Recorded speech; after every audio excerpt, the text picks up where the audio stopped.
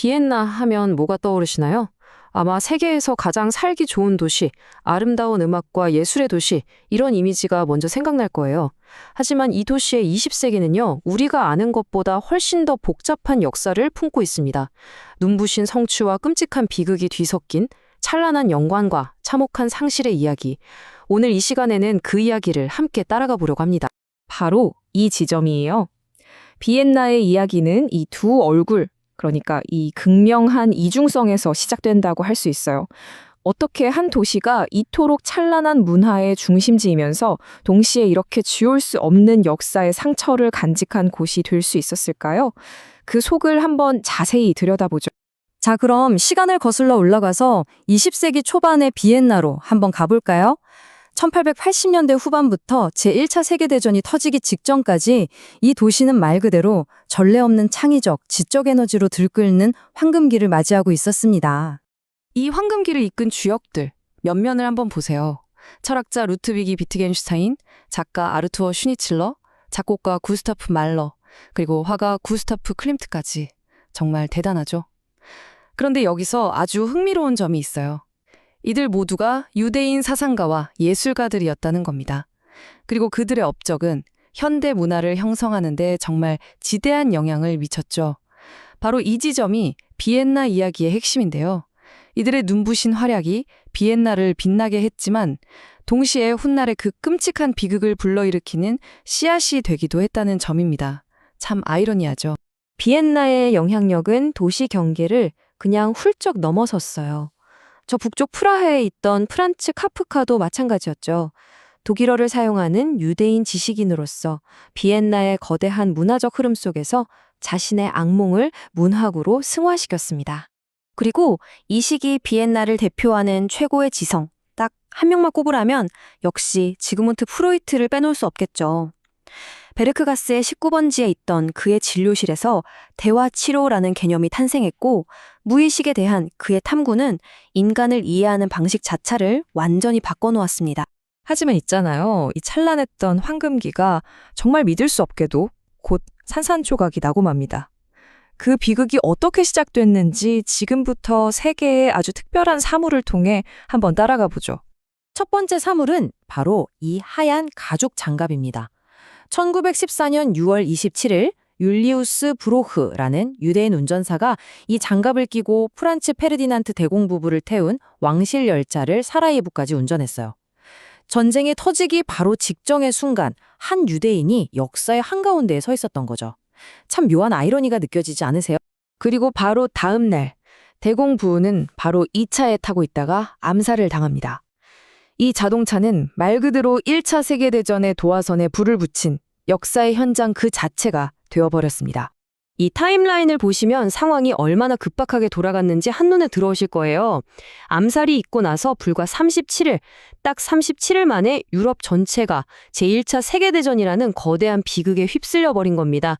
그리고 위대했던 오스트리아 헝가리 제국도 이걸로 끝을 맞이하게 되죠. 제1차 세계대전으로 제국은 무너졌고 그 폐허 위에서 또 다른 암흑기가 시작되고 있었어요.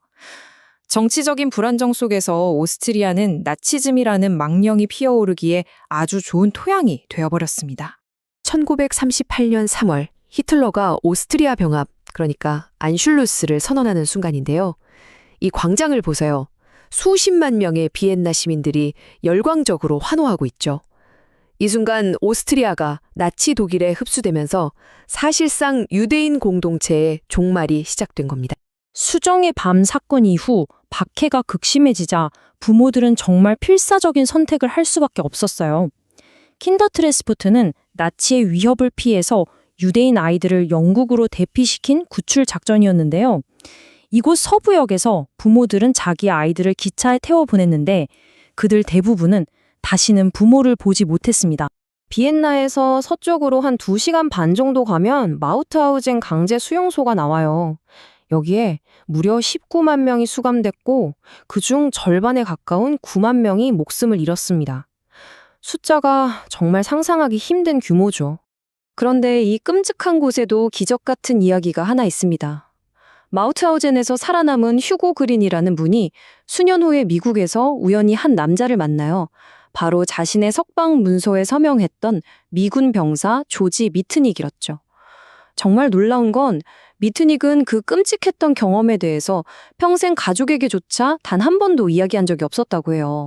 자, 이 숫자들을 보세요. 이게 바로 비극의 규모를 보여주는 겁니다. 오스트리아 유대인 6만 5천 명이 학살당했고 12만 명이 넘는 사람들이 고향을 등지고 망명길에 올라야 했습니다. 한때 비엔나의 그 찬란한 황금기를 이끌었던 공동체 전체가 이렇게 완전히 파괴되어 버린 거죠. 전쟁은 끝났지만 과거와의 싸움은 이제부터가 시작이었어요.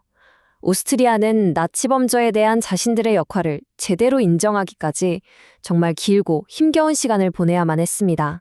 수십 년 동안 오스트리아가 내세웠던 논리가 바로 이거였어요. 우리는 나치의 첫 번째 희생자다. 이건 사실 수많은 자국민들이 나치에 협력했다는 사실을 외면하고 책임을 피하려는 일종의 국가적인 신화였던 셈이죠. 그 대표적인 예가 바로 클림트의 이 유명한 그림, 황금옷을 입은 여인을 둘러싼 사건입니다. 월라 소유주였던 블로우 바워 가문이 나치를 피해 망명하자 나치는 그의 모든 예술품을 약탈했는데요.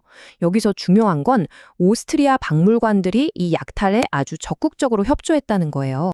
하지만 상속인 마리아 알트만 그리고 그녀의 변호사 랜디 션베르크는 포기하지 않았습니다. 무려 8년이나 이어진 법정 투쟁 끝에 2006년에 마침내 정의를 위한 역사적인 승리를 이뤄냅니다. 자, 그렇다면 오늘 오스트리아는 어떨까요? 과거를 기억하고 정의를 실현하기 위한 노력 어떻게 이어지고 있을까요?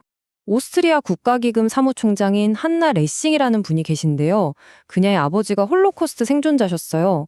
딸이 배상이라는 게 도대체 무슨 의미가 있냐고 물었을 때 아버지가 이렇게 대답하셨다고 해요.